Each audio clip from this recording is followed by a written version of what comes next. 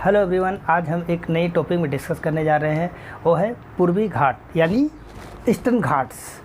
तो क्या होता है, ये पारद्वीपीय भारत है। पारद्वीपीय भारत जो है, इसके दोनों किनारों में पर्वत श्रेणियां हैं। जो पूर्व की ओर पर्वत श्रेणियां हैं उसे पूर्वी घाट कहते हैं, और जो पश्चिम की ओर पर्वत श्रेणियां हैं उसको पश्चिमी घाट कहते हैं। और भी एक बात है, पूर्वी घाट हो गया और पश्चिमी घाट हो गया। पारद्वीपीय भारत के पूर्वी जो तट है उसमें एक लंबी पट्टी है, और पश्चिमी घाट में भी एक लंबी पट्टी है। पूर्वी घाट और यहाँ जो बे ऑफ बंगाल है उसके बीच में, तो इसको बोलते हैं पूर्वी तटीय मैदान, और इस जगह को बोलते हैं पश्चिम तटीय मैदान। तो पूर्वी तटीय मैदान और पश्चिमी तटीय मैदान के विषय में हम लोगों ने सीखा। तो पूर्वी तटीय मैदान है जिसकी जो चौड़ाई है वो काफ़ी अपेक्षाकृत पश्चिमी जो तटीय मैदान है उससे काफ़ी ज़्यादा है। और इस क्षेत्र जो है, ये जो पारद्वीपीय पठार है, दक्कन का पठार हुआ, जो पारद्वीपीय पठार है उसे पठारों का पठार भी कहा जाता है, क्योंकि ये बहुत से पठारों से मिलकर के बना है। और यहाँ पे बहुत सारी नदियाँ बहती है, जैसे महानदी, सबसे पहले महानदी हो गया, फिर गोदावरी हो गया, कृष्णा हो गया, कावेरी हो गया। तो ये महानदी हो गया, ये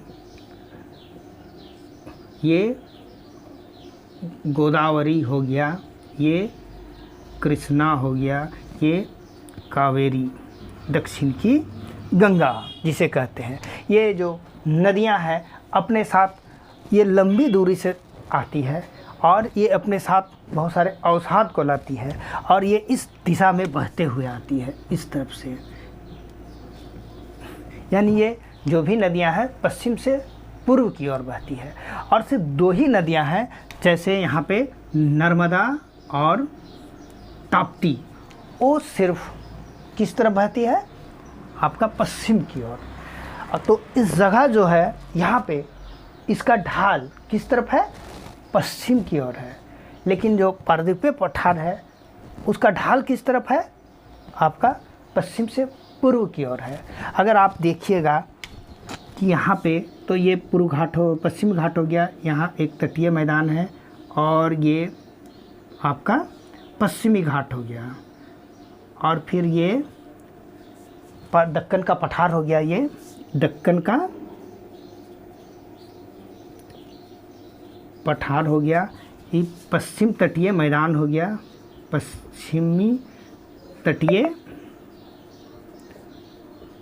मैदान हो गया, ये पश्चिमी घाट हो गया, और ये पूर्वी घाट, और ये पूर्वी घाट हो गया, ये पूर्व तटीय मैदान हो गया। तो ये फिगर से साफ पता चल रहा है कि इसका ढाल किस तरफ है, पश्चिम से पूर्व की ओर है पारद्वीपीय पठार का। लेकिन एक जगह यहाँ पे पूर्व से पश्चिम की ओर है, जहाँ पर नर्मदा और ताप्ती नदियाँ, ये नर्मदा और ताप्ती नदी अरब सागर में जाकर के गिरती है।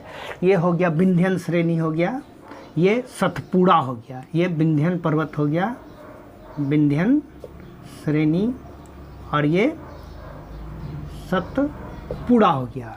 तो इतना यहाँ की भौगोलिक जो जानकारी थी।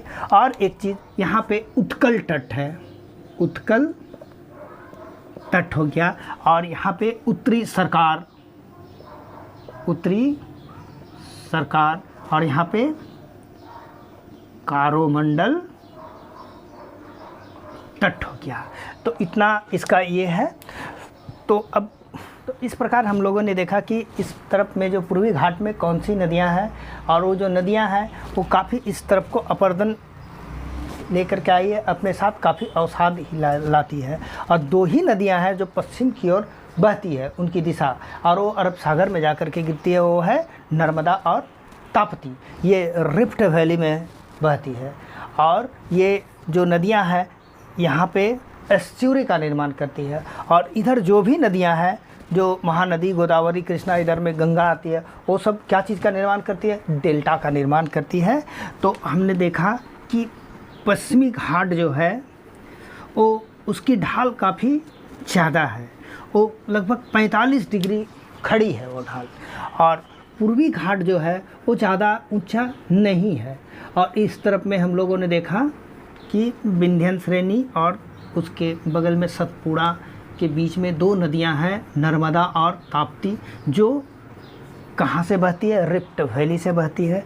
और 3 तटों के बारे में हमने आपको बताया। जो उड़ीसा की तरफ है वो उत्कल तट हो गया, और जो फिर उत्तरी सरकार हो गया, और फिर इधर में कौरवमंडल तट हो गया, और इधर बंगाल की खाड़ी हो गया, और इधर में अरब सागर हो गया। ये गुजरात का रंग क्षेत्र हो गया, ये गुजरात का काठियावाड़ क्षेत्र हो गया। तो इतना हम लोगों को जानना था। तो इतना हम लोगों ने जाना। जो पारद्वीपीय भारत है उसके दोनों किनारों में, दोनों छोर में पर्वत श्रेणियाँ हैं। जो पूर्व की ओर पर्वत श्रेणियाँ हैं उसको क्या बोलते हैं, पूर्व घाट बोलते हैं, और जो पश्चिम की ओर पर्वत श्रेणियाँ हैं उसको पश्चिमी घाट कहते हैं। और यहाँ पे एक लंबी पट्टी है जिसको पूर्व तटीय मैदान कहते हैं, और यहाँ पे एक लंबी पट्टी है जिसको पश्चिम तटीय मैदान कहते हैं। तो इतना हम लोगों ने देखा। और जो भी इसका ढाल है पश्चिम से पूर्व की ओर है, और ये जो इस तरफ जो नदियाँ बहती है वो पश्चिम से पूर्व की ओर बहती है। इतना हो गया।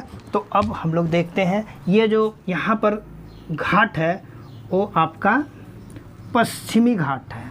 पश्चिमी घाट है ये पश्चिमी घाट। और यहाँ पे कौन सा है, पूर्वी घाट है। ये कौन हो गया, पूर्वी घाट। ये दोनों कहाँ पे आके ज्वाइंट हो जाती है, नीलगिरी पर्वत में, नीलगिरी पर्वत। लेकिन नीलगिरी पर्वत किसका हिस्सा है, पश्चिमी घाट का।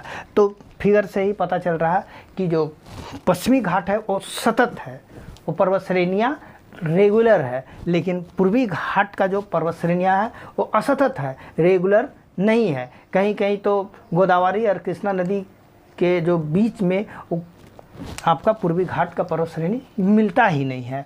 तो क्या लिखना है, सबसे पहले कुछ पॉइंट्स हैं मैं उसे लिख दे रहा हूँ। सबसे पहले लिखना है कि पूर्वी घाट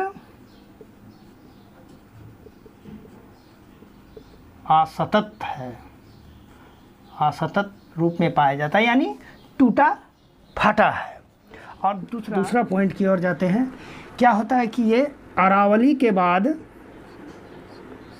दूसरा सबसे पुराना पर्वत है। अरावली के बाद दूसरा सबसे पुराना पर्वत। क्या होता है कि एक गुजरात है, यहाँ पे गुजरात है, वहाँ से एक रेंज चालू होती है जो राजस्थान होते हुए दिल्ली तक जाती है। ये जो पर्वत है ये प्री कैम्ब्रियन युग में इसका निर्माण हुआ है। ये वर्तमान में बहुत ही घिस पिट गई है, और ये वलित पर्वत है। वर्तमान में ये घिस पिट करके पूरा अवशिष्ट पर्वत के रूप में बन चुकी है। और ये अरावली के बाद ये दूसरा सबसे पुराना पर्वत है। और अब दूसरा है ये वर्तमान में नदियों द्वारा अत्यधिक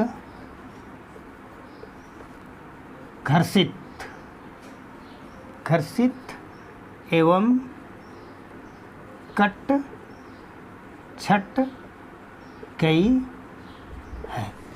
यहाँ जो है ये वर्तमान में नदियों द्वारा अत्यधिक घर्षित हो गई है और कट छट गई है। इस तरफ महानदी, गोदावरी, कृष्णा, कावेरी, ये सब नदियां हैं जो बहुत दूरी तय करके अपने जल को यहाँ पे गिराती है।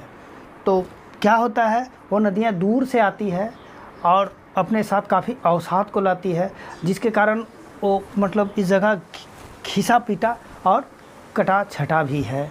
और भी क्या होगा, ये कौन सा युग में बना है, कैम्ब्रियन पीरियड में बना है। कैम्ब्रियन पीरियड में बना है।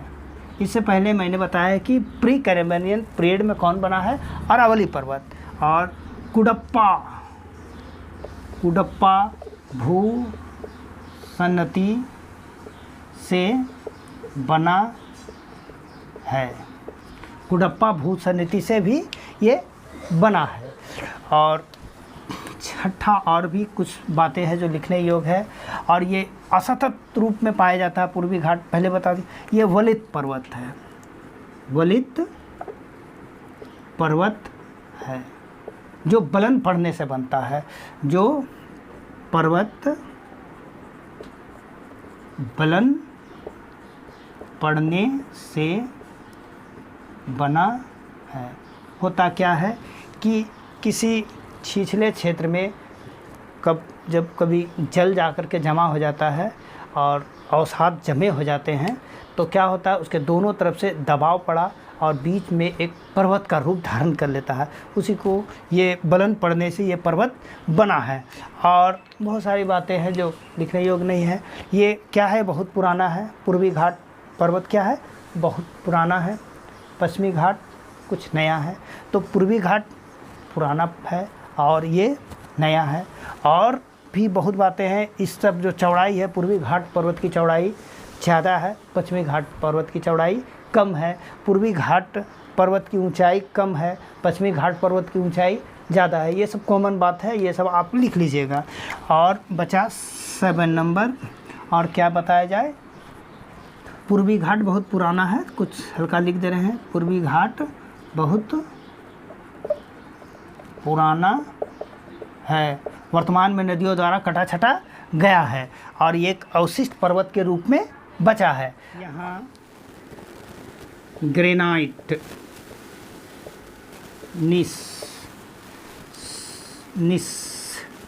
सिस्ट, कुडप्पा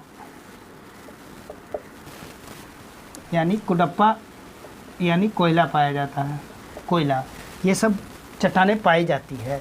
और औसत लंबाई, इसकी औसत लंबाई पूर्वी घाट की 1350 किलोमीटर है।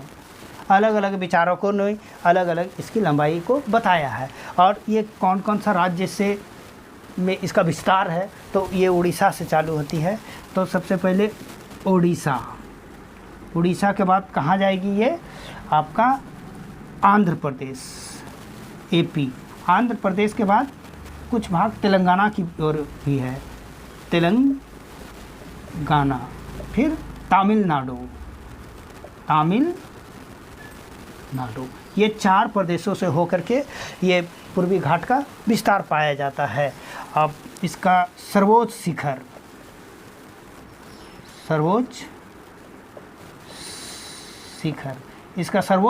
जिंदगढ़ा है, जिंदगढ़ा, जिसकी ऊंचाई है 1680 मीटर। ये आंध्र प्रदेश में है, विशाखापट्टनम के पास। अब दूसरा इसका सर्वोच्च शिखर है महेंद्रगिरी, ये उड़ीसा है, ये सीमाना में है, बॉर्डर में है, उड़ीसा में है। और इसकी ऊंचाई कितनी है, 1510 मीटर। ये महेंद्रगिरी पर्वत काफ़ी पुराना पर्वत है और ये मतलब पौराणिक कथा भी है कि यहाँ पे भगवान परशुराम का निवास स्थान इससे माना जाता है। और ये उड़ीसा के गजपति ज़िला में है, अवस्थित है। कहा जाता है कि ये जो परशुराम थे, ये भगवान विष्णु के 6वें अवतार थे। और कहा गया है कि जब कलयुग के अंत में जब कली का अवतार होगा तो ये परशुराम जो है वो उनके गुरु बनेंगे और इन्हें सतयुग की स्थापना के लिए प्रेरित करेंगे। तो इतना ही था। और ये जो महेंद्रगिरी है अपने औषधीय पौधे के लिए काफ़ी फेमस है। यहाँ पर औषधीय पौधा पाया जाता है। क्योंकि इस क्षेत्र ऊंचा भी है तो इस क्षेत्र में वर्षा की मात्रा भी काफ़ी अच्छी होती है। तो यहाँ पे वर्षा देखा जाए तो 100 से 150 सेंटीमीटर, ये मैं वार्षिक कह रहा हूँ, वार्षिक होती है। इतनी जो वर्षा है कि अच्छी खासी मानी जाती है। और जिसके कारण यहाँ पे जो वनस्पतियाँ हैं वनस्पतियों में विविधता पाई जाती है, जैविक विविधता पाई जाती है। यहाँ पे एक सिमलीपाल जो बायो डाइवर्सिटी माना जाता है, जैविक जो है सिमलीपाल, और यहाँ पे पाया जाता है। और ये ऊंचाई भी है जिसके कारण ऊंचा क्षेत्र है, और इसकी औसत ऊंचाई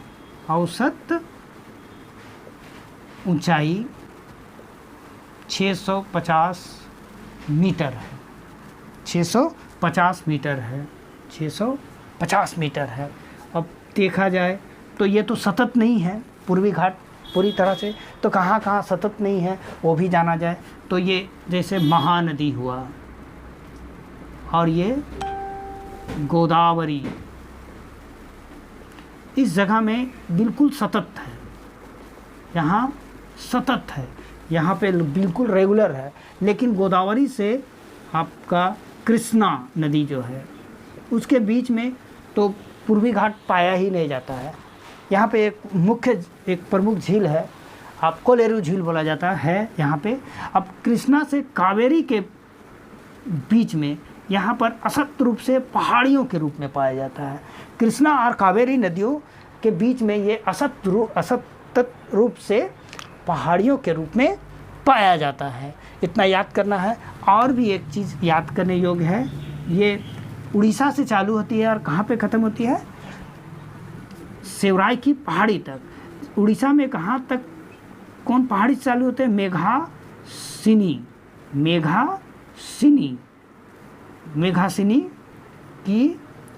मेघासिनी से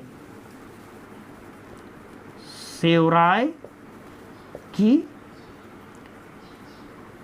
पहाड़ी तक है।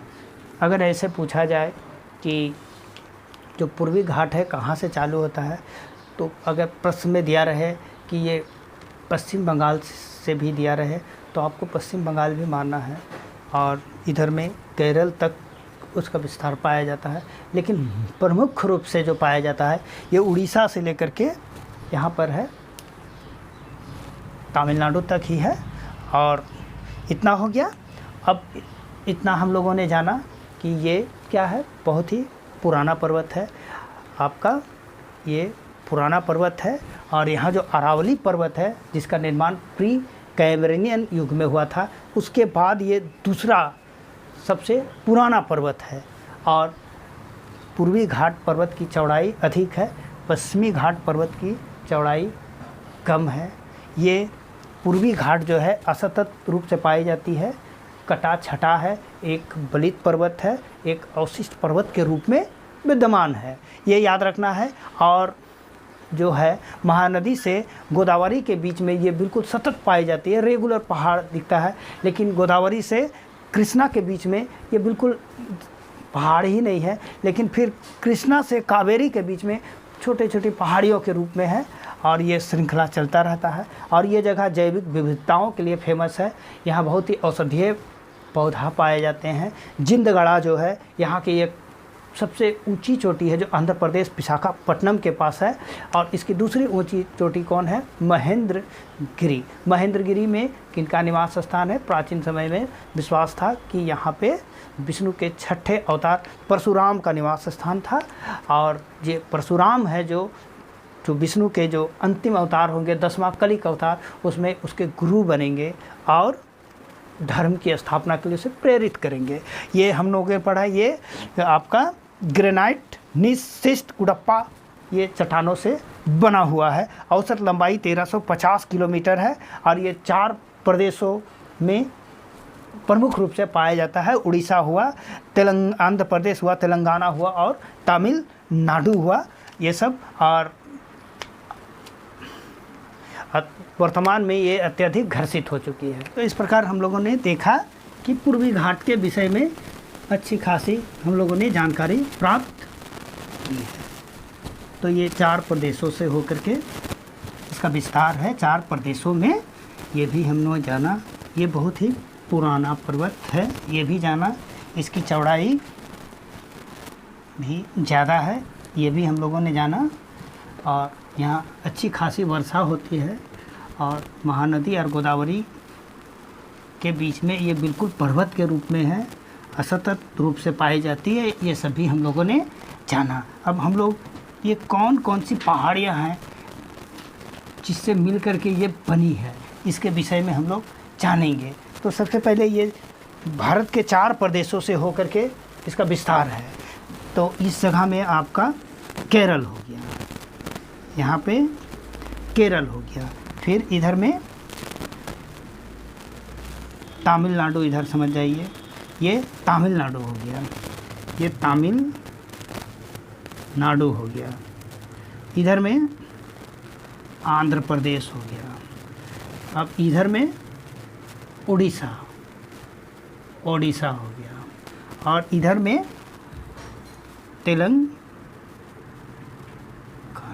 तेलंगाना में ज़्यादा विस्तार नहीं है, कुछ ही इसका विस्तार है। तो सबसे पहले हम उड़ीसा की ओर जाते हैं। तो उड़ीसा में यहाँ पे कहाँ से चालू होते हैं? मेघासिनी की पहाड़ी से। तो यहाँ पे क्या है? मेघासिनी, मेघासिनी ये हो गया मेघासिनी। ये एग्जैक्ट लोकेशन तो मैं नहीं बता पा रहा हूँ, आप देख लीजिए, लेकिन जो पहाड़ियाँ मुझे जानकारी है, मेघासिनी हो गया। फिर यहाँ पे गड़जात की पहाड़ी होगी, गड़जात की पहाड़ी हो गई। अब फिर यहाँ पे मलयगिरी, मलयगिरी ये सब फेमस है। फिर टिकरपाड़ा भी है, टिकरपाड़ा। फिर नयागढ़ की पहाड़ी भी है, नयागढ़ की पहाड़ी भी है। और फिर आपका और एक हो गया, भूल रहे हैं, आपका अस्या मुंडा की पहाड़ी, अस्या मुंडा की पहाड़ी हो गया। अब फिर यहाँ पे हो गया, इस बॉर्डर में आपका महेंद्रगिरी, जो पूर्वी घाट का द्वितीय सबसे ऊंची चोटी है, महेंद्रगिरी, और इस आसपास महानदी ही पास करती है। तो उड़ीसा में ये प्रमुख जो पहाड़ियाँ हैं, पर्वतें हैं, ये है आपका मेघासिनी, जहाँ से पूर्वी घाट का शुरुआत है। मुख्य रूप से मेघासिनी, गड़जात की पहाड़ी, मलयगिरी, टिकरपाड़ा, नयागढ़ की पहाड़ी, अस्या मुंडा की पहाड़ी, महेंद्रगिरी, इतना याद करना है। और उसके बाद हम लोग आते हैं आंध्र प्रदेश की ओर। तो यहाँ पर चालू होता है नल्ला मलाई, नल्ला मलाई, नल्ला मलाई। फिर उसके बाद तिरुमल, इस तरफ तिरुमल, तिरुमल। फिर इसके बाद बेलीकोंडा, बेलीकोंडा। फिर गोदावरी नदी है इस तरफ में, गोदावरी नदी, और फिर कृष्णा भी है। गोदावरी और कृष्णा के बीच में तो बिल्कुल नहीं पाया जाता है। अब फिर उसके बाद यहाँ पे पालकोंडा है, पालकोंडा की पहाड़ी, पालकोंडा। फिर यहाँ नगारी की पहाड़ी, नगारी की पहाड़ी। फिर तेलंगाना में यहाँ पे एरामलाई, एरामलाई, एरामलाई, ये बिल्कुल बॉर्डर है, जैविक विविधता के लिए बहुत ही फेमस है। और इसी आसपास शेषाचेलम है, यहाँ पे शेषाचेलम है। तो इतना याद करना है। और इस आसपास से पलार नदी भी बहती है, पलार नदी, नगारी के पास से पलार एक नदी है, पलार नदी बहती है। अब हम लोग तमिलनाडु की ओर आते हैं। तो अब हम लोग तमिलनाडु की ओर आते हैं। तो तमिलनाडु में कौन कौन सा पहाड़ है? तो सबसे पहले यहाँ है जवादी। ये कौन सा है? जवादी, जवादी की पहाड़ी है, जवादी। उसके बाद यहाँ एक नदी है, तो नदी है पोनायार, पोनायार नदी है। फिर उसके बाद सेवराय की पहाड़ी है, सेवराय की पहाड़ी है, यहाँ तक प्रमुख रूप से पाया जाता है। मेघासनी से सेवराय की पहाड़ी तक ये इसको पूर्वी घाट का मतलब मुख्य रूप से यही है। ऐसे इसके आगे भी अगर प्रश्न पूछा जाए तो बोला जाता है। और इसके अगर आगे जाइएगा तो यहाँ पंचमलाई है, पंचमलाई, फिर सिरूमलाई है। सेवराय की पहाड़ी जो है अपने खनिज संसाधन के लिए काफ़ी फेमस है। और एक बच जा रहा यहाँ मेल्लागिरी,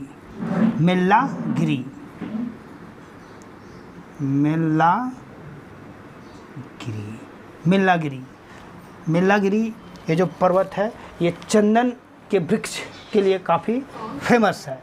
और ये तमिलनाडु और कर्नाटक का बॉर्डर है।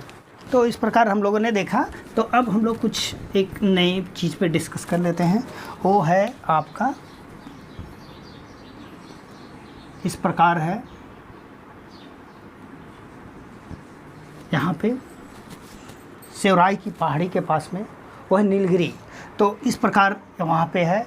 तो इस तरफ पालनी की पहाड़ी हो जाती है, पालनी की पहाड़ी। नीलगिरी की जो पहाड़ी है वो पश्चिमी घाट का हिस्सा है, वो एक गांठ है, गांठ प्रकार का है। और पालनी की पहाड़ी के पास ही एक बहुत ही फेमस शहर है कोडाईकनाल शहर यहीं पे है।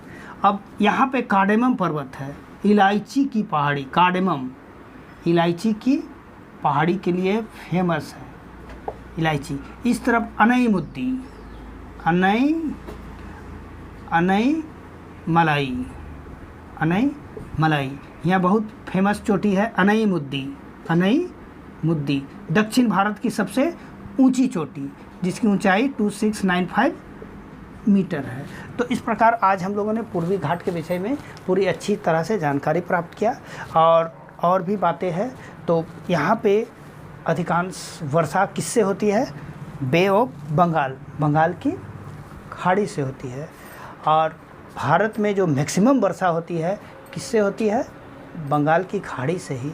अरब की सागर से भी वर्षा होती है, लेकिन ये क्षेत्र काफ़ी ऊंचा है तो उसका प्रभाव ज़्यादा नहीं रहता। लेकिन इस तरफ से जो भी मानसून की उत्पत्ति होती है उससे ज़्यादा अच्छा खासा बारिश होती है। और यहाँ पर 150 सेंटीमीटर, 100 से 150 सेंटीमीटर, 200 सेंटीमीटर तक भी वर्षा होती है।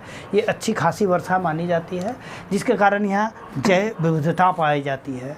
यहाँ पे काफ़ी वनस्पतियाँ हैं और यहाँ पे बहुत सारी जनजातियाँ भी निवास करती है जो जड़ी बूटी के लिए बहुत अच्छी खासी जानकार रखते हैं। यहाँ पे विषुवत रेखा सामने से पार होती है, जिसके कारण यहाँ अच्छी खासी वर्षा होती है, खासकर तमिलनाडु में, केरल आसपास जो है, तमिलनाडु आंध्र प्रदेश आसपास। तो अच्छी वर्षा होने के कारण वहाँ पे इसके कारण अच्छी वनस्पति पाई जाती हैं, जैविक विविधता पाए जाते हैं। तो इस प्रकार इतना हम लोगों ने आज पढ़ा। यहाँ बहुत सारे अयस्क भी पाए जाते हैं। कुडप्पा भूसंतति के कारण यहाँ पे कोयला का भी भरमार है। तो इस क्षेत्र का काफ़ी दोहन भी हुआ है। तो इस प्रकार आज हम लोग पूर्वी घाट को कंप्लीट कर चुके हैं। अब हम लोग नेक्स्ट वीडियो में पश्चिमी घाट को देखेंगे।